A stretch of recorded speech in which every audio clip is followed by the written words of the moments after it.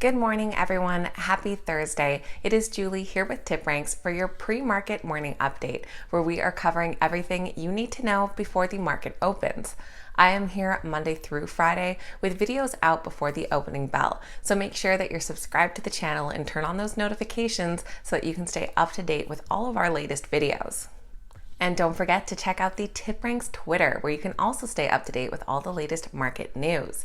Now, in today's video, we are going to be discussing exciting stock market news, our biggest gainers and losers so far this morning, as well as notable earnings reports. So here we go, starting out with stock market news.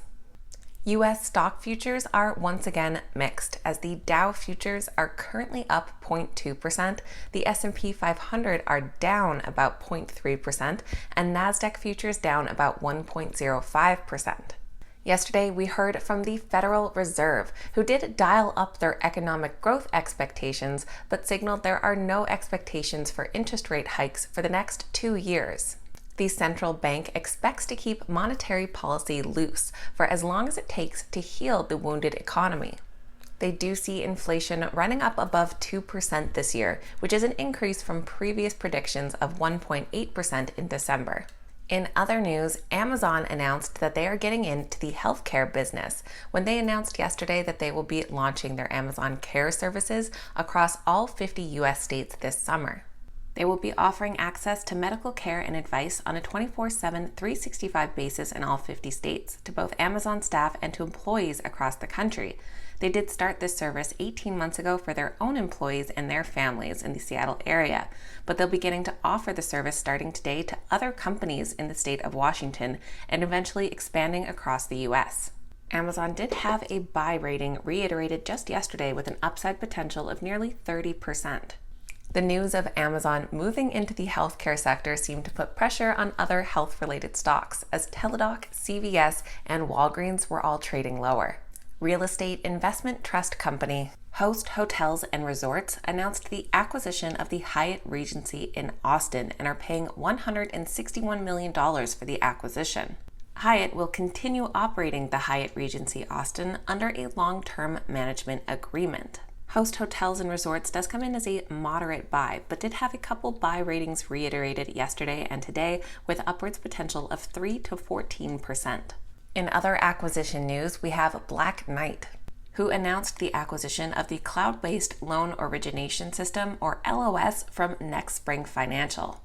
The acquisition enhances software and analytics solution provider Black Knight's capability to serve mortgage brokers.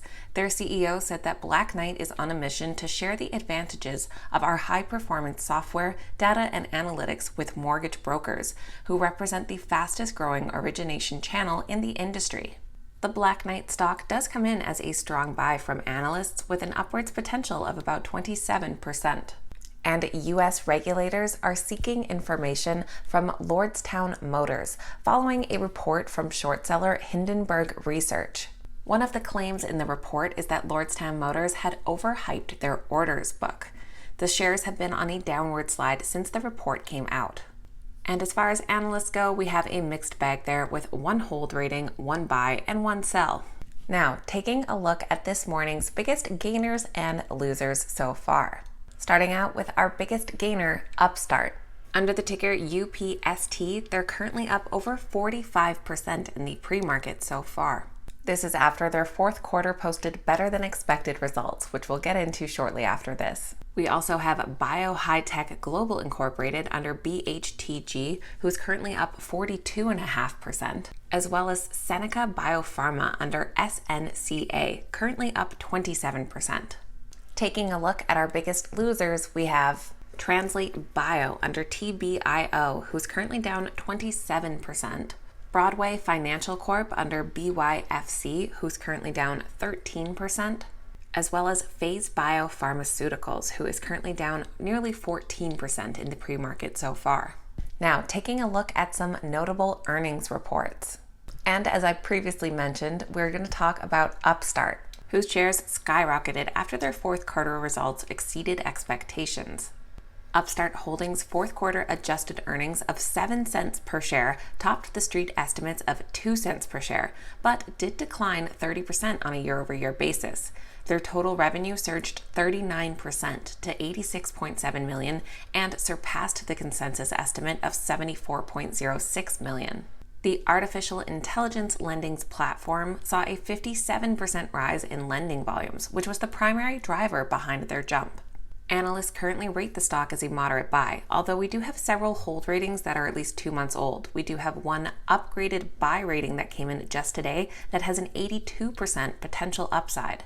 We also heard from American Outdoor Brands, who provided an upbeat guidance for the fiscal year of 2021 after their results topped consensus estimates in their fiscal third quarter. American Outdoor Brands' third quarter revenues increased 90% year over year to $82.6 million and exceeded the consensus estimates of $59 million. The outstanding performance was driven by a 129% rise in their e-commerce sales and a 68.5% increase in traditional sales. Adjusted earnings more than tripled on a year-over-year basis to 82 cents per share and beat the street estimates of 36 cents per share by a wide margin. The most recent analyst rating came in just today with a buy rating and a $34 price target for an upside potential of over 46%. We also heard from Williams-Sonoma, whose shares are up about 11% pre-market after the retail company posted strong fiscal fourth quarter earnings. Williams-Sonoma's fourth quarter adjusted earnings jumped 85% on a year-over-year basis to $3.95 per share and outpaced the street estimates of $3.39 per share.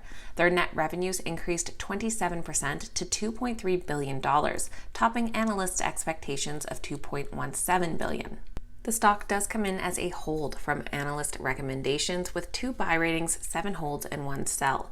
Average price target is about 12% potential upside. And lastly, we heard from Progressive, whose shares have slipped slightly despite a 5-fold jump in their February earnings. Progressive's February earnings per share surged about 440% on a year-over-year basis to 60 cents. However, it did decrease by 36% from their January number of 95 cents. Net premiums written climbed 13% to $3.9 billion, while net premiums earned increased 10% to $3.2 billion. The stock does come in as a hold with 2 buy ratings, 2 holds, and 3 sells, and an average upside potential of about 5%. In the after hours today, we're expecting earnings reports from Nike, Ollie's Bargain Outlet, and Scholastic. So that is our Thursday pre-market morning update. If you enjoyed today's video, make sure you hit that thumbs up button and leave your thoughts in the comments down below as well. I am here Monday through Friday with videos out before the opening bell, so make sure that you're subscribed to the channel so you can stay up to date with all of our latest videos. Thank you guys so much for watching. I hope you have a fantastic day, and we will see you back here next time.